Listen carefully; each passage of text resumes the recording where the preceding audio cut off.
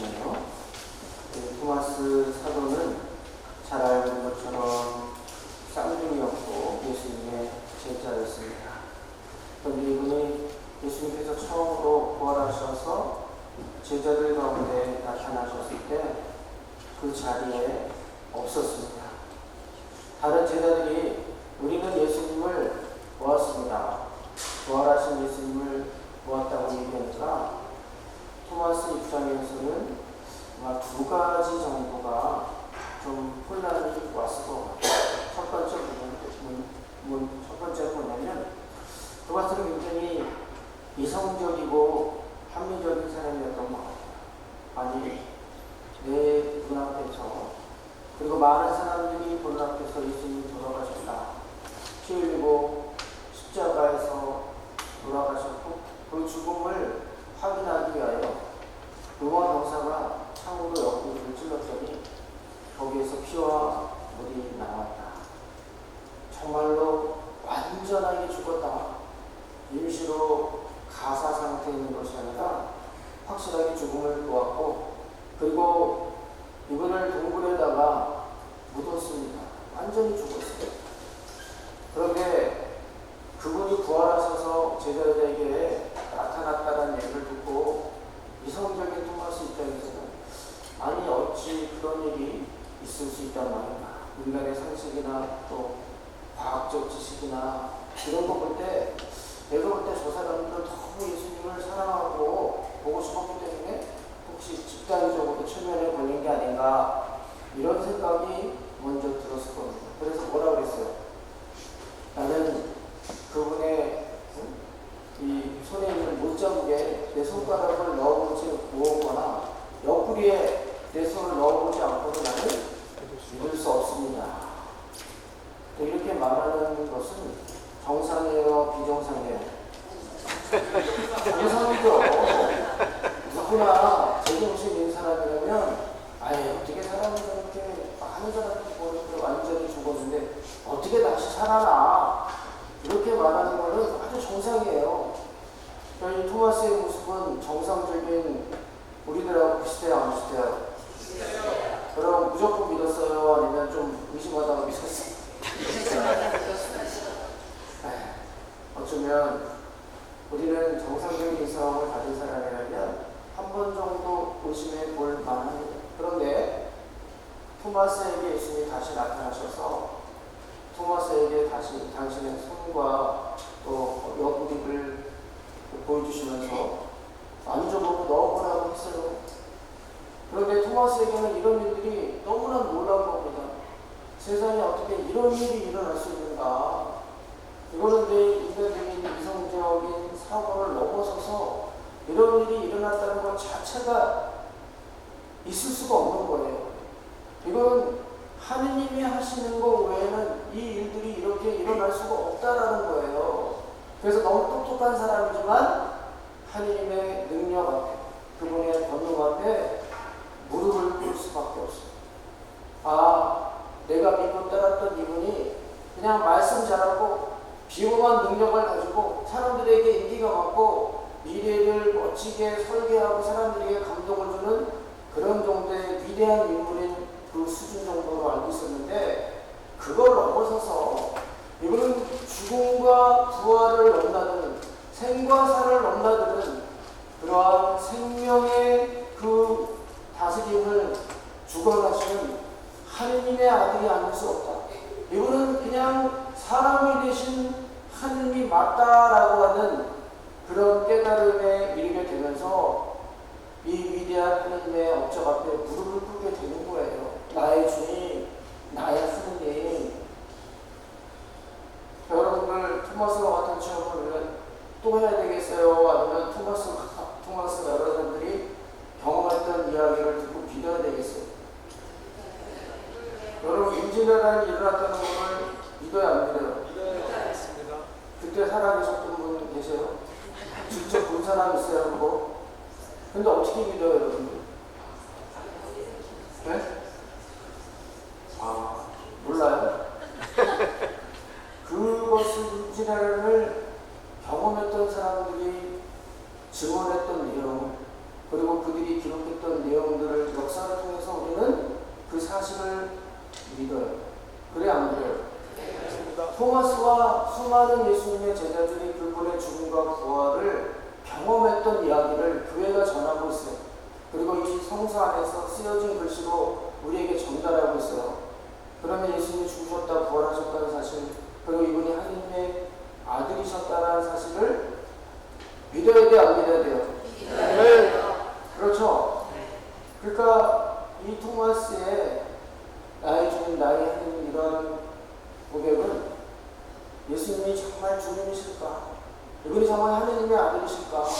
이분이 정말 우리의 구원자실까라고 이 신앙을 너무 머리로 합리적으로 생각하는 이 사람들을 대신해서 토마스가 한번 의심한 것이고, 그리고 그분 앞에 예수님이 나는 정말 내가 믿고 따라야 될 구세주 하나님이라는 그 사실을 명확하게 보이는 거니까 또다시 우리가 그런 토마스의 그러한 우리가 그럴까 그런 모습에 다시 빠질 필요가 있을까 없을까요? 대신 이제 토마스가 다 경험했잖아요, 그죠? 그래서 우리는 이제 토마스가 했던 그 의심의 수준을 넘어서야 한다. 네? 넘어서야 되고 이제 하느님이 무엇이든지 다 가능하신 분이라는 사실을 믿어야 된다. 아멘. 그리고 하느님이 인류를 구원하기 위하여 아담과 하와 때부터 지은 모든 죄를 예수님을 통해서 그 십자가를 통해서 다 사해 주셨고, 그분의 죽음과 부활로 인하여 우리도 구원받을 자격이 있음을 우리에게 알려주신 이 사실을 믿어야 한다. 아멘. 하느님은 모든 것이 다 가능하신 분이다. 아멘. 우리를 너무나 사랑하셔서 당신 아들을 내어주기까지 우리를 정말 사랑하셨다는 사실을 받아들여야 한다. 아멘. 그리고 그 하느님은 예수님 시대에만 존재하시는 것이 아니라 이제 예수님께서 또 다른 형태로 우리에게 보여주신 그 진리의 독자자 성령의 모습으로 우리에게 다가오신다는 사실도 받아들여야 한다. 아멘. 그래서 이 시대에는 성령께서 우리에게 오시고 우리 마음속에서 깨어춤을 주시고, 그래서 우리가 성령 하나님을 체험하면 예수님도 알게 되고 하나님 아버지도 알게 되고 구원의 진리를 깨닫게 되고 우리가 하나님 나라에 들어갈 수 있다라고 하는 확신과 소망을 갖게 된다는 거예요. 아멘. 그래서 이 토마스의 이런 의심과 그리고 주님을 다시 믿게 되면서 나의 주님이라고 했던 이 고백이 있잖아요. 어쩌면 우리에게 필요할 수 있어요. 우리가 안 믿기 위해서가 아니라 더 진리를 깊게 믿고 따르기 위하여 우리가 한두 번 정도 의심할 수도 있어요. 의심해 왔어? 안 의심 못했어? 아니 청소년기에 열심히 있다가 아니 어렸을 때 열심히 있다가 청소년기에 방황하다가 다시 열심히 하는 분들 없어요. 한동안 냉담하다 다시 온 분들도 있고, 있다가 아이고 어려움이 따르고 기도도 안 들어주고 그래서 하나님 안 계신가 보다라고 마음으로 좀 냉담하시다가 정말 다시 돌아온 분들이 있어요. 저는 이런 분들의 믿음이 더 굳어진다라고 생각합니다. 아멘. 어쩌면 이 토마스와 같은 이런 의심이 있지만 부정을 위해서가 아니라 더 깊은 하나님과의 만남을 위해서 하나님께서 어쩌면 이런 우리 부정적인 입장까지도 그 마음까지도 더 깊이 하나님께 들어갈 수 있는 통로로 우리에게 은총으로 허락하실 때가 있다. 아멘.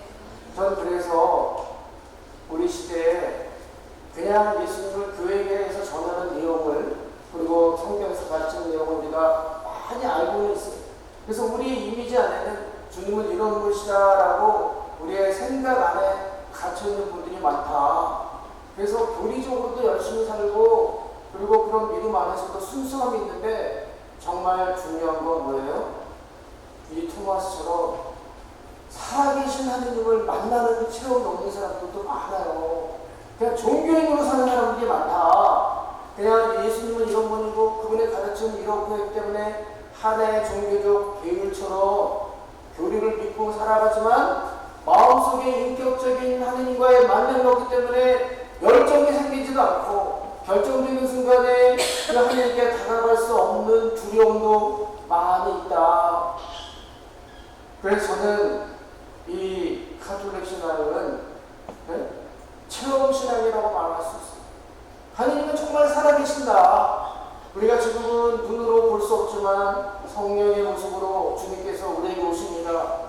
세례 때도 오시고 건진 때도 오시고 매 미사 때마다도 오셔요. 그리고 말씀으로 오시는데 중요한 것은 우리가 마음의 문을 열고 우리 영적인 귀가 열려서 살아계신 그 주님을 어느 순간 우리가 체험하고 느끼게 될 때 내가 소문으로만 듣던 주님, 교회 안에서 수많은 사람들이 가르침으로 전해주려고 했던 그 예수님을 이제 머리로가 아니라 가슴으로 느끼는 어느 순간이 있을 때 바로 우리는 토마스처럼 고백하게 됩니다. 살아계신 나의 주님, 당신이 얼마나 저를 사랑하셨는지 이제 뒤늦게 알게 되었습니다. 내가 당신을 알기 전부터 주님은 저를 이끌어 주셨군요. 이렇게 부족한 저를 사랑해 주신 그 당신의 그 사랑이 있기에 제가 이 험난한 세상을 살아갈 의미가 있는 겁니다. 제가 누구를 믿고 따라가야 될지, 어디로 가야 될지, 저의 삶의 방향이 주님 때문에 정해졌습니다. 라고 하는, 그래서 저는 주님 말씀을 따라 살아갈 거예요. 라고 하는 그러한 인생의 체험이 우리 삶 속에 있어야 되는 줄로 믿습니다. 한 번만 하면 될까요? 여러 번이면 더 좋을까요? 여러 번. 여러 번이면 1년에 한 번이면 좋아요. 1년에 2번이면 좋아요.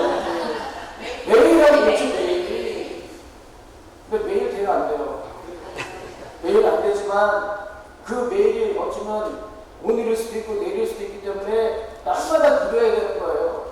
내가 전에 만났던 그 하느님을 또 만나서 다시 그때 그 사람 안에 다시 그 하느님과 만남이 이루어지고 그때 받았던 그 감동과 그 사랑과 확신을 가지고 내가 더 깊게 나가려면 날마다 체험하면 좋지만 그게 안 되니까 끊임없이 주님 앞에 나오는 시간을 가지면서 주님께서 원하시는 때 그분의 방법에 따라서 또다시 우리가 그분을 새롭게 다시 만날 때 참으로 주님은 좋으신 분입니다. 아멘. 주님, 제가 이렇게 힘들고 어려운 생활을 많이 하고 있지만 제가 주님을 믿어야 될 이유가 확실히 있습니다. 아멘. 주님은 살아계신 분이고 내 삶을 이끌어 주신 분이고 내 기도를 들어주신 분이고 내가 마음속에 묵상하는 것까지 다 하시는 하나님이시군요. 그런 하나님을 이렇게 고백하는 사람은 우리는 정말 행복한 사람이다라고 말할 수 있습니다. 그래서 우리가 자주 미사에 참여하고 말씀도 보고 여러 가지 피정에 참여하고 또 저는 이 성령기를 참 좋아해요. 왜냐하면 우리 인생 가운데 정말 내가 하나님을 깊게 만날 수 있는 이런 체험을 이 성령생활을 통해서 많은 사람들에게 주거든요. 그 체험이 맹수맹상하고 또 추상적인 게 아니라 아주 직접적이고 강하게 우리 가슴을 확 와닿아요. 이 성령쌤이나. 그리고 너무 좋아합니다. 왜냐하면 하나님을 너무 가깝게 체험할 수 있는 것이기 때문에 이러한 이 체험이 우리의 삶을 바꿔줄 수 있어요. 아멘. 제가 오늘 이 자리에 오기까지도 많은 사건들이 있었지만 어쩌면 제가 이렇게 하나님을 강하게 만났던 그 고등학교 2학년 때 성령 세미나의 그 체험 때문에 이 자리에 지금까지 서 있는지도 몰라요.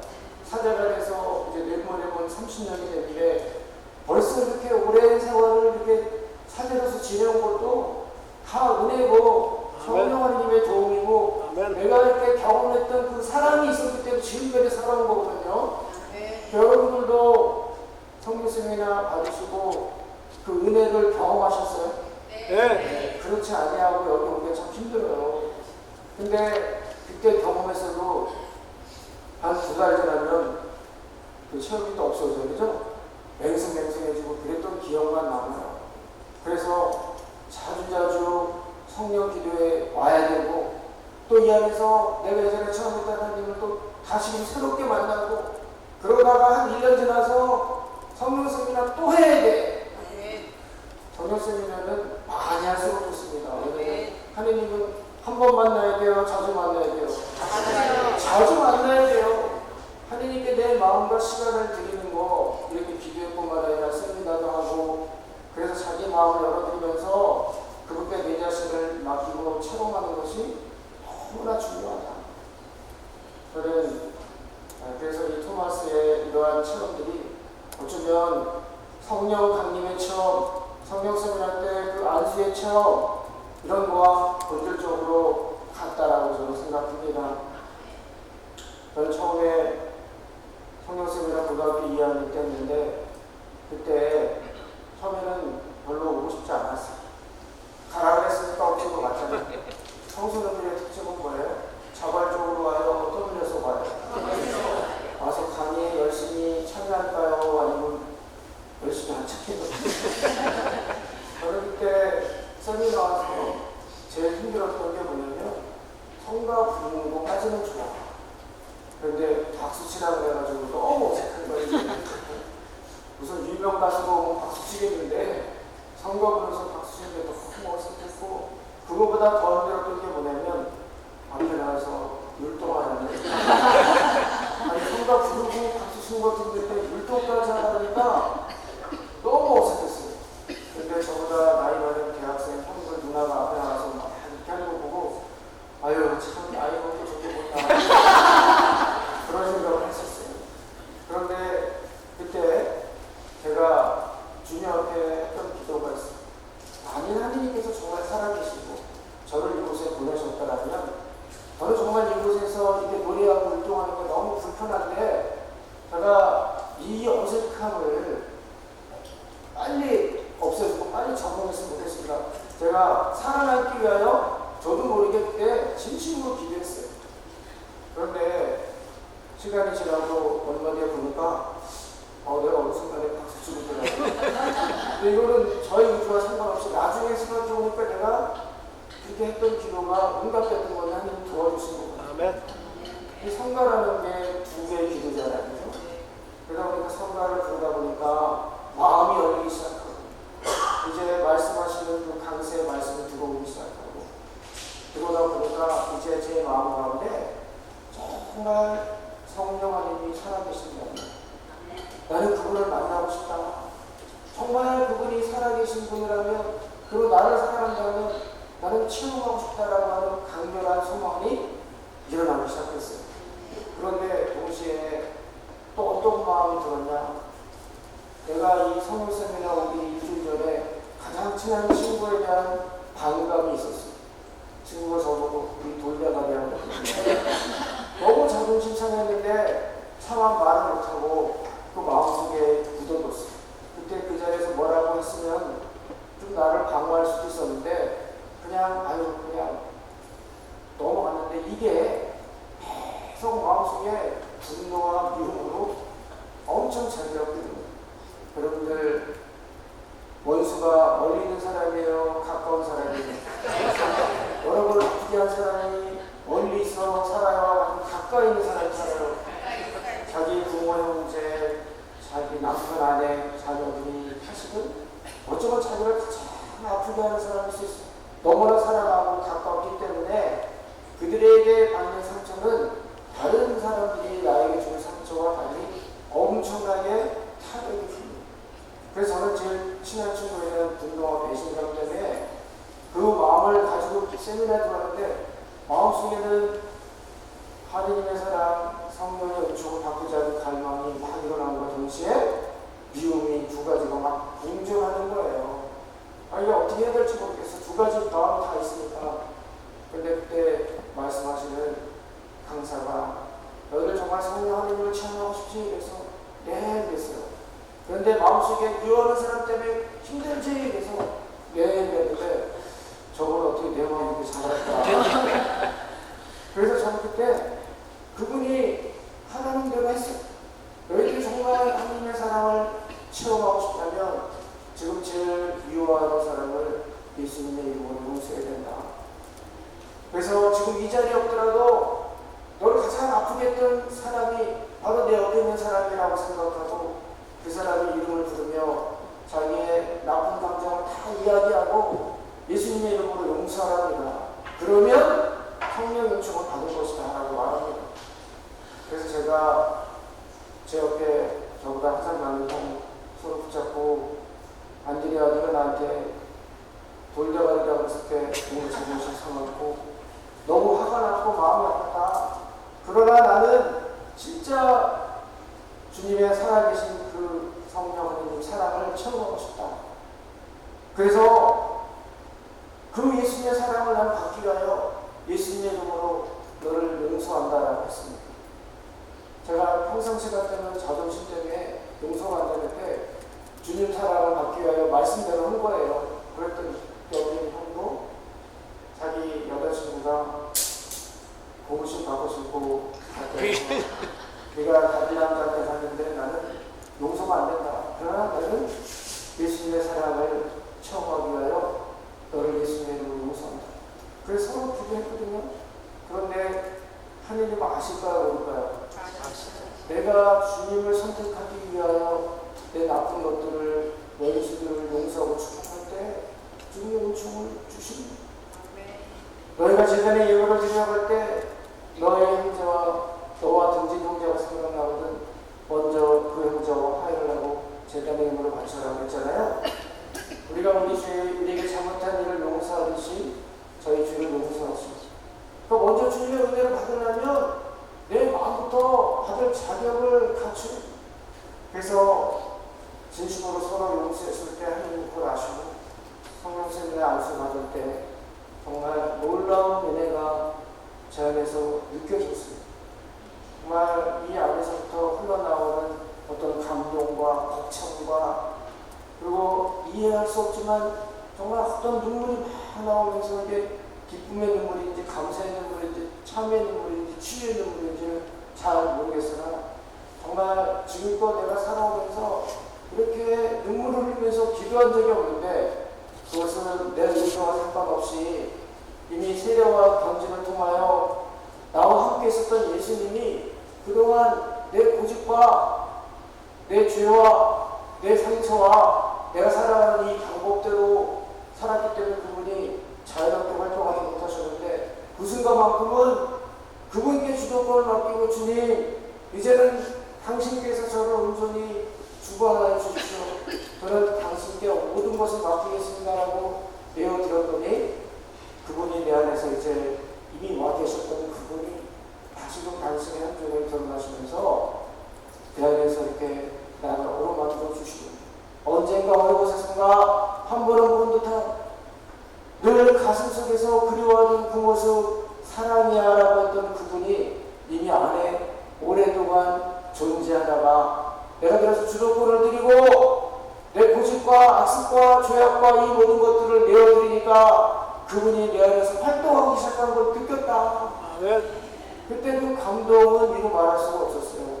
그때부터 제가 잘 웃기 시작하고 기도 생활이 변하고 신앙 생활이 변하고 인간관계가 좋아지고 세상의 뭐 가요라든가 세상의 증거보다는 하느님께 관한 것들에 대한 사랑하는 마음 그분을 쫓아가는 그 귀한 마음을 얻게 되었다는 거예요.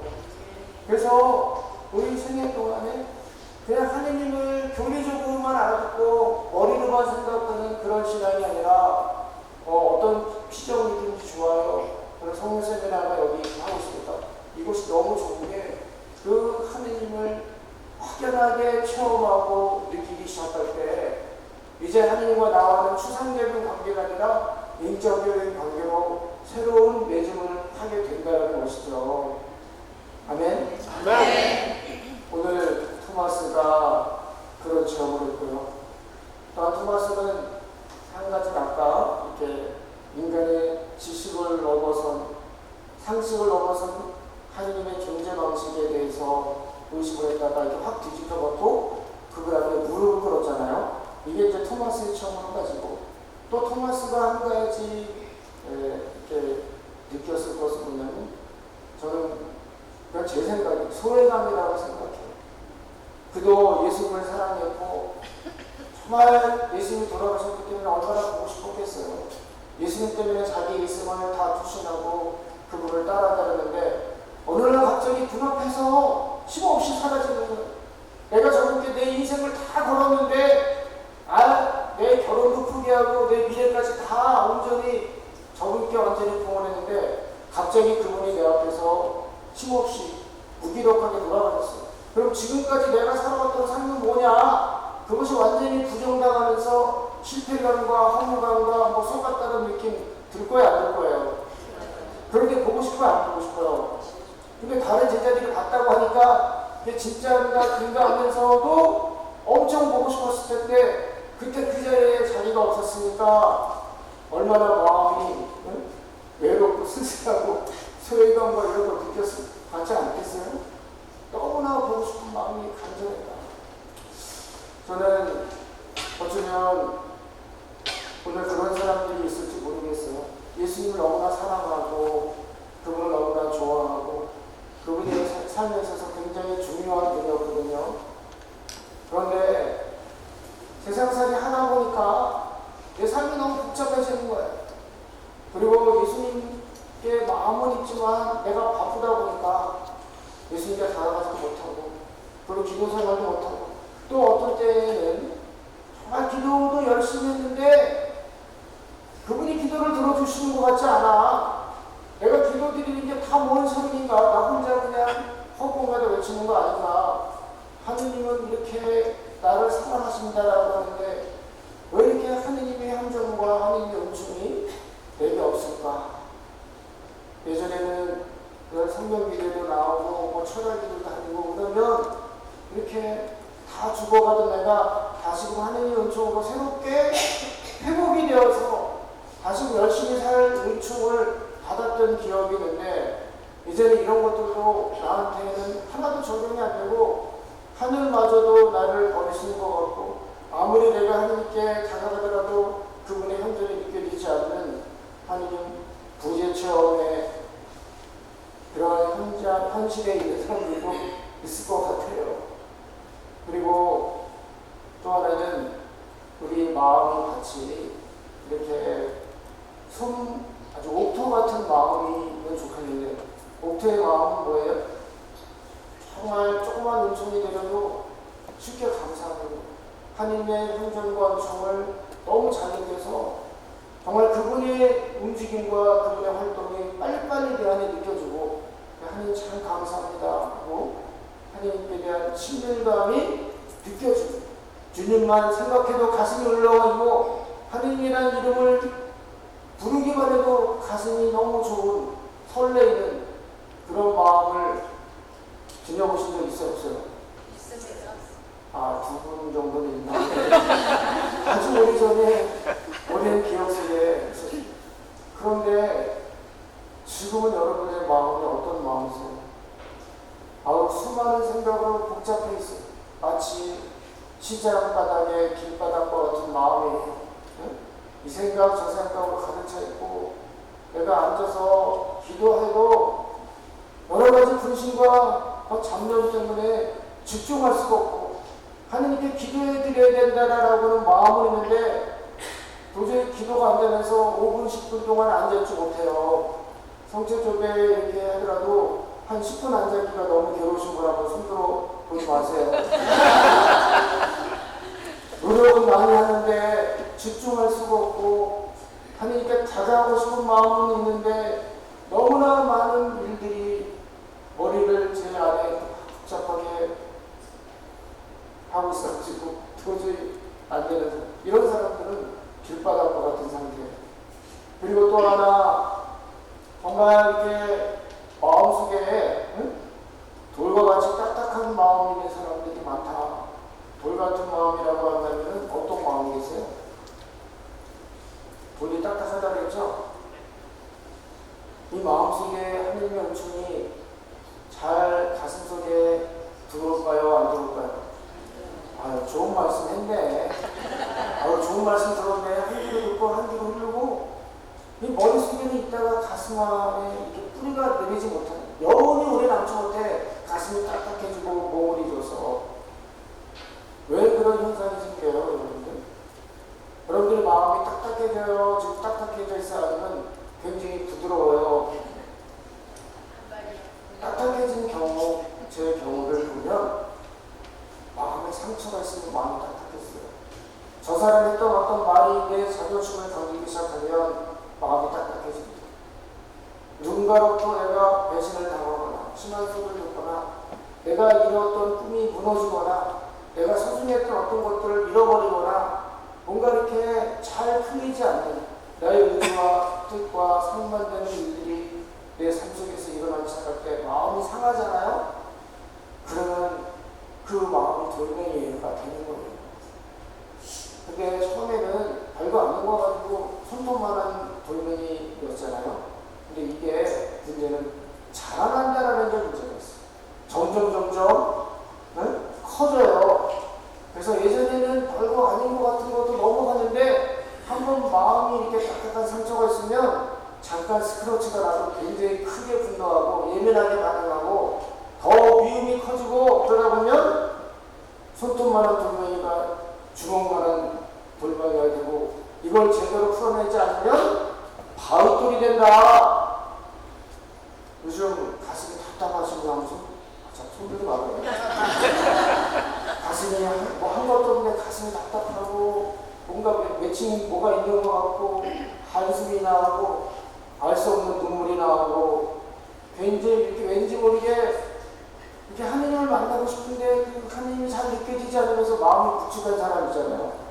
그런 사람은 가슴에 돌이 많은 돌밭이에요. 이해하세요? 네. 그 언제부터 이런 마음이 들었는가 잘 생각해보세요. 아마 멀지 않은 시기였을 것 같아요. 직장 상사로부터 야단맞았거나 돈을 띄었거나 아들이 말 안 듣거나 주식 투자에서 피해갔거나 최근에 자동차 사고로 차가 찌그러졌거나 시험에 떨어졌거나 많이 있어요. 그죠? 여러분들 별로 그런 일이 없어요. 저는 이런 일이 너무 많이 일어나거든요. 근데 그때마다 상처를 받으면 안 돼. 근데 사람이 이제가 어쩔 수 없이 이런 것들이 내 마음을 딱딱하게 만들도록 허락해줬는데 또 어떤 사람은 뭐예요? 가시밭과 같은 마음이 있다고 했어요. 예수님이죠? 가시는 뭐예요? 여러분들의 가슴을 찔러요? 안 찔러요? 아파요? 안 아파요? 요새 무슨 마음이 아프신 거야?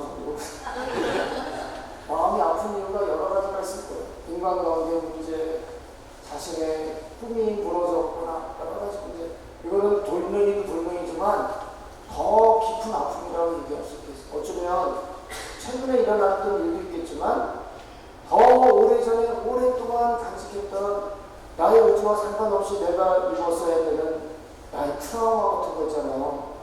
내가 태어날 때 어머니가 안 계셨다든가 어렸을 때 아버지가 돌아가셨던가 너무나 가난해서 학교를 잘 못 다녔다든가 내가 뭐 여러 가지 너무 어려워서 남들 다 책 사고 공책 사고 할 때 나는 그거 못 사갖고 그런 서러움이 있었거나 그래서 어떤 것들이 다 내 안에 건드려지면 내가 정말 눈물이 흐르고 마음이 무너져 내리고 털썩 주저앉고 싶은 어떤 트라우마들이 나를 찌르는 그 가시입니다. 이러한 가시들이 자꾸 요새 문제를 크게 부각되기 시작하면은 힘들어요, 안 힘들어요? 별로 여러분들은 다 극복해하고 아무 문제 없어요? 우리가 예수님과 상관없이 살아갈 때 이런 문제가 드러나면 어떡합니까? 친구 만나거나 술 마시러 가거나 영어 보러 가거나 자꾸 잊어버리려고 했는데 이제 진지하게 주님을 닮으려고 하고 인격적으로 변화되려고 하고 착하게 살려고 하고 말씀대로 살려고 하니까 이게 이제 나한테 큰 장애물로 다가오면서 인간적인 한계를 느끼기 시작하는 거예요. 그래 알고요. 잘 모르시는구나. 이런 문제들이 인간관계 안에서 드러나요. 자기 안에 있는 상처와 아픔들이 누군가에서 건드려져요. 남편에 의해서 아내에 의해서 건드려지고 다른 사람에서 건드려지는데 저 사람은 건드렸을 뿐이지 저 사람도 물론 건드렸으니까 나쁜 사람인데 내 안에 그런 상처가 있으면 저 사람만 나쁜 사람이 돼요. 네? 이 사람은 일부러 그런 건 아닌데 그 아마 한마디로 인하여 내 안에 그와 연관된 깊은 치유되지 않은 그 아픈 가시가 그게 건드려져가지고 저 사람한테 막 나쁘게 얘기하는 경우들이 있다는 거예요. 정말 이해하실까? 네. 저래도 한번 여기에서 강의했던 것 같은데 하도 많이 얘기하고 지금 어디서 얘기한다고 모르겠네요. 내가 이렇게 내적 취할 때마다 주로 듣는 영화인데, 아니 여자친구가 자기보다 예수를 더 사랑하는 것 같아서 질투가 너무 있었어요. 그래서 이 여자친구가 목요일날 기도에 나와서 반주하는 장면 때 그날 데이트 신청을 한 거예요. 그래서 이날 나를 선택하면 사랑해주고, 이날 예수님을 선택해서 기도에 가면 그때는 알지. 목요일날 저녁 때 기도 시간에 여자친구가 나왔을까 안 나왔을까? 나왔다 손 들어보세요. 안 나왔다 손 들어보세요. 모르겠다 손 들어보세요. 안 나왔어요. 그러니까 갑자기 질투심이 막 일어나요. 그 친구가 기도가 끝나면 만나면 그렇게 예수님이 좋더냐, 나보다 예수님을 선택한 거에 대한 시기와 질투로 약속을 어겼다는 이유로 여자친구를 때렸어요. 근데 때리고 나면 속이 시원해야 되는데 속이 안 시원한 거야. 그런 자기 자신이 더 귀찮아지고 더 마음속에 외로움이 있고, 그런 또한 자기 자신을 더 용서할 수 없는 아주 이상한 기분이 들어서 주님 저는 나쁜 놈이에요. 제가 여자친구를 때렸어요. 그래 너 참 나쁘다. 근데 참 물어볼게. 그렇게 여자친구에 대한 질투가 그렇게 심하냐? 네. 여러분들이 뭐 누가 친구끼리는 그래. 내가 내 친구인데 얘가 더 사랑하면은 질투도 할 수 있어요. 그죠? 특히 여자애들 여학생들 경험 보잖아. 경험 안 해서 그런구나. 그것도 좀 이상해서 이제 물어봤더니 그 친구는 어렸을 때 7살 때 엄마가 잠깐 갔다 올게 그러고 다른 남자랑 나갔어요. 모르는 아저씨랑. 근데 그때부터 안 들어왔어.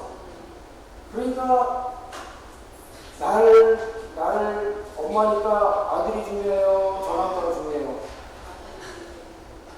네? 갈등이네 이제. 분명한 건 저 사람이 엄마기 때문에 나를 선택해야 되는데 저 남자를 선택했거든. 이게 용서가 안 되는 거야. 어떻게 내가 저렇게 사랑하는 저 사람이 또 나를 사랑해야 되는 부분이 나가 아닌 저 사람을 선택했어. 그러니까 엄마에 대한 그리움과 또 사랑이 커질수록 분노와 배신감 이런 게 같이 동작하시는 거예요.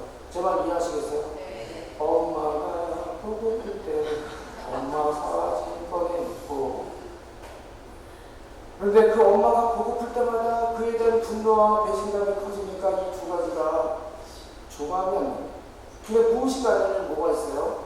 우리의 상처는 항상 무의식안에 남아있어요. 그때 그 자리에서 풀어냈어야 될 상처와 아픔을 그냥 묻어두면 기억은 잘 나진 않아요.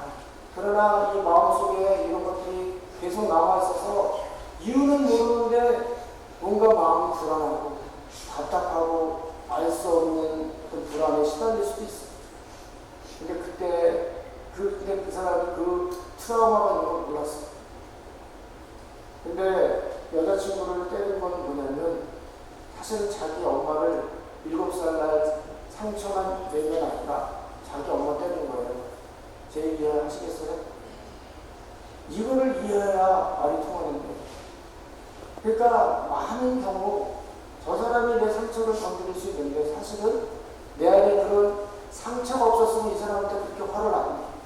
그런데 어떤 것들이 딱 트리거가 돼서 건드려졌을 때 지금 저 사람이 나쁘다라고 했는데 그러면 내 감정이 풀면은 마음이 풀어져야 되는데 안 풀어진다 이거죠. 어쨌든 그 사람의 그 내면 아이 7살 아이가 울면서 아파하고 있다는 그 가슴이 그것을 똑바로 보게 될 때 진짜 나의 문제는 내가 우리 어머니를 용서해야 되겠구나. 그 어머니에 대한 그리움이 나의 아픔의 근원이었구나라는 것을 알게 될 때 주변 사람과의 관계가 좀 정리가 되고 내가 이렇기 때문에 이렇게 행동하는 거야 자기를 이해할 수 있다는 거예요. 그래서 오늘 토마스도 잘 모르겠지만 어떤 소외감과 외로움과 보고픈 마음과 이런 것들이 있었는데 나는 이런 토마스의 모습이 어쩌면 우리 안에 있다라고 저는 생각해요. 여러 가지로 내면의 돌멩이와 또 이 가시의 이 상처로 늘 아파하고 있어요. 그래서 정말 주님 저 도와주세요. 주님 저 살려주세요. 저 만나고 싶어요. 주님이 없으면 제가 살아갈 수가 없어요. 제가 이전에는 주님과 상관없이 살았을 때는 이거 별로 중요하게 여기고 넘어가지 않았지만 이제 저는 진지하게 주님을 따라가려고 하는데 저의 이런 심각한 아픔과 트라우마가 저를 너무나 고통스럽게 하고 있습니다. 제가 겉으로는 웃고 잘 지내고 있는 것처럼 보이지만 저는 두려움이 있어요. 외로움이 있어요. 저는 주님을 필요로 합니다. 주님이 만져주시지 않으면 저는 한순간도 제대로 일어날 수 없어요 라고 하는 그러한 외침이 저는 토마스에게도 있고 오늘 우리 자신에게도 있다라고 생각합니다.